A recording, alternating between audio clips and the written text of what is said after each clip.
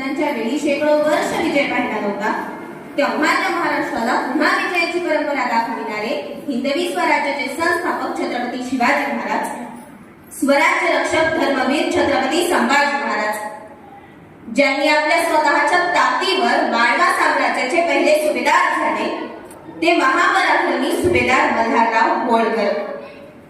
स्त्री शिक्षणाच्या आद्य क्रांतिकारक सावित्रीबाई फुले, कायद्याचे विशेष अवलंबन न आचरता वर्णवर्चस्वाला गाडण्यासाठी ज्यांनी विशेष प्रयत्न केले, असे ते राजश्री शाहू महाराज.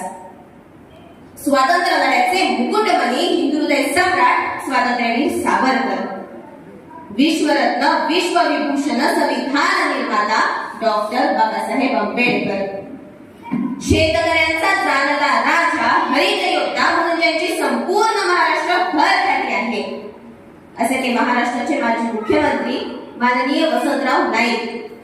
आणि आज या वर्षा अनेक महापुरुषांच्या व महास्त्रियांच्या विचारांचा वारसा घेऊन पुण्यश्लोक अहिल्यादेवी होळकरांच्या त्रिशताब्दी जन्मवर्षानिमित्त उपस्थित राहिलेल्या तुम्हा सर्वांचे मी महापुरुष जयंती समितीच्या वतीने मनःपूर्वक आभार मानते. आणि आजच्या कार्यक्रमाच्या अध्यक्षा माननीय रेखाताई गुड्डे, कार्यक्रमाचे उद्घाटन गंगाखेडच्या तहसीलदार माननीय उषाकिरणताई शृंगारे, ज्यांनी प्रतिमा पूजन केले ते हरिभक्त परायण तुळशीदास महाराज, प्रसिद्ध व्याख्याते माननीय सुरनर सर, स्वागताध्यक्ष माननीय सीमाताई धनवटे आणि उपस्थित सर्वजण. पहा, निसर्गाचं सारच काही अफाट कल्पनातीत असतं. मग ते सप्तरंगी इंद्रधनुष्य असो, चंद्राचं शीतल चांदणं असो, गडगडणाऱ्या काळ्या ढगातील तळपती वीज असो, अथवा खोल खाणीतून निघालेलं उत्तम रत्न, या साऱ्याच चमत्कारांपुढे माणूस नतमस्तक होत आला आहे. पण कधी कधी काळाच्या ओघात या चमत्कारांपेक्षाही अधिक विलक्षण चमत्कार घडतात आणि माणसाची मती गुंग करून जातात. 5-6 फुटी मानवी देहाला या सर्व चमत्कारांचा विलक्षण संकल्प होतो आणि मरावे परी कीर्ती रूपी उडावे अशा प्रकारचं अमरत्व त्या मानवी देहाला देऊन जातात. मग धैर्य, शौर्य, माधुर्य, चातुर्य अशा अपूर्व गुणांचं सप्तरंगी इंद्रधनुष्य जिच्यात होतं. जन्मभर प्रतिकूल परिस्थिती राहूनही जी बुद्धिवादी नेहमी विजयप्रमाणे करत होती, जिचं नाव घेताना गंगा जन्मेवर, पुण्यश्लोक, लोकमाता अशा पवित्र शब्दांशिवाय जीव सुद्धा जावत नाही, अशा पुण्यश्लोक अहिल्यादेवी 300 वर्षांपूर्वी एक उत्तम प्रशासक म्हणून जगल्या. परंतु अमृत काळ हा निर्माण करावा लागतो, तसेच तो जागता व तेवता ठेवण्यासाठी मनगटात अमृत असावं लागतं जिद्दीचं. कोणीतरी येऊन आपला विकास करेल यापेक्षा आत्मविश्वासातून प्रकाश तेवता ठेवण्यासाठी आपण जिद्दीनं पेटलं पाहिजे. अशा प्रकारची शिकवण ज्या पुण्यश्लोक अहिल्यादेवी होळकरांनी आपल्याला दिली, त्या पुण्यश्लोक अहिल्यादेवी होळकरांच्या त्रिशताब्दी जन्मवर्षानिमित्त भूतकाळ न विसरता आजचं गांभीर्य लक्षात घेऊन उद्या काय करायचं याविषयी आपल्याला नक्की काय उपाययोजना ठरवता येतील. तर सर्वप्रथम एक गोष्ट लक्षात घ्या की एखाद्या वडाच्या झाडाची संपूर्ण ताकद ही त्या झाडांच्या बियांमध्ये असते.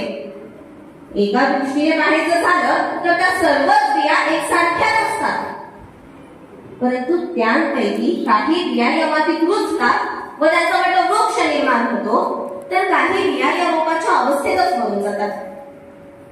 का? कारण त्या बियांवर माती, पाणी, निसर्ग यांचे व्यवस्थितरित्या संस्कारच होत नाही, म्हणून त्यापैकी काहींची वाढ खुंटते, तर काही बियांवर व्यवस्थितरित्या संस्कार होतात म्हणून त्याचा वटवृक्ष निर्माण होतो. आणि अगदी याचप्रमाणे अनादी अनंत काळापासून निर्मित होत आलेल्या इतिहासाच्या पानोपानी आपण जेव्हा पाहतो, तेव्हा विविध महापुरुषांच्या, महास्त्रियांच्या इतिहासातून एक गोष्ट अत्यंत प्राकर्षाने आपल्या लक्षात येते, ती म्हणजे मुळात इतिहास हा महान पुरुषांचा, महान स्त्रियांचा कधीच नसतो, तर इतिहास हा सर्वसामान्य माणसांच्या अर्थपूर्ण कृतींचा आणि संस्कारांचा असतो. म्हणूनच तर शून्य पार्श्वभूमी आणि अत्यंत कनिष्ठ समजल्या जाणाऱ्या धनगर समाजातील मल्हारराव हे आपल्या लखलखत्या तलवारीच्या पाट्यावर आणि संस्कारांच्या जीवावर अटके 5 झेंडेसोबत अवघ्या मराठेशाहीच्या आधारस्तंभ ठरतात, तर कधी सीना नदीच्या काठावर मल्हाररावांच्या व बाजीरावांच्या नजरेस पडलेली राहिल्या आपण जे उभारले आहे ते यावत प्राण रक्षावे असे म्हणत अखंड भारत भर आपली कीर्ती पसरविते.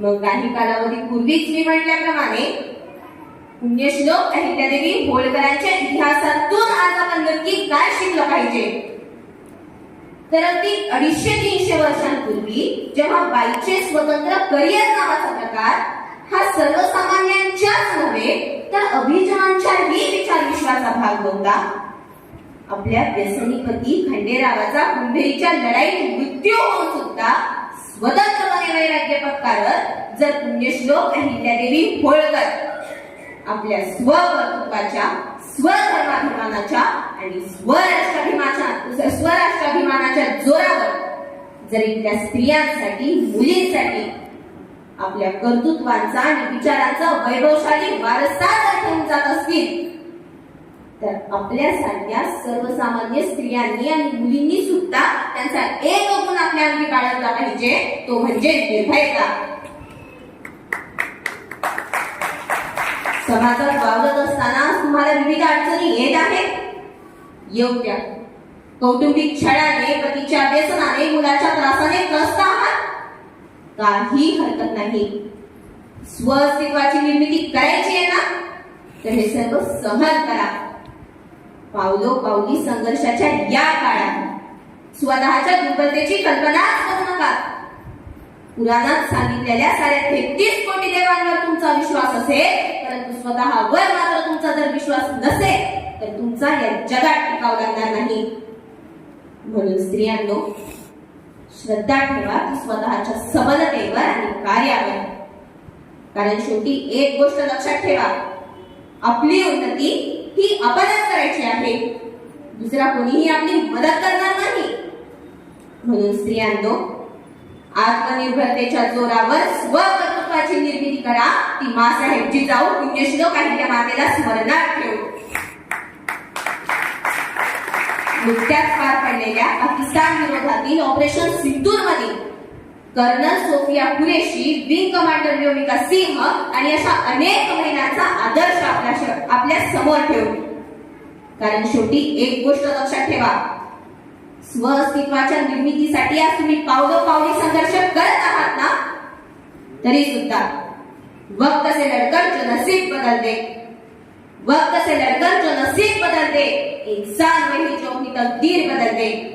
कल क्या होगा कभी मत सोचो, कल क्या होगा कभी मत सोचो. क्या पता कल वक्त खुद अपनी तस्वीर बदल दे, कल वक्त खुद अपनी तस्वीर बदल दे. म्हणूनच स्त्रियांनो, भूतकाळ लक्षात ठेवून वर्तमानात कार्य करा.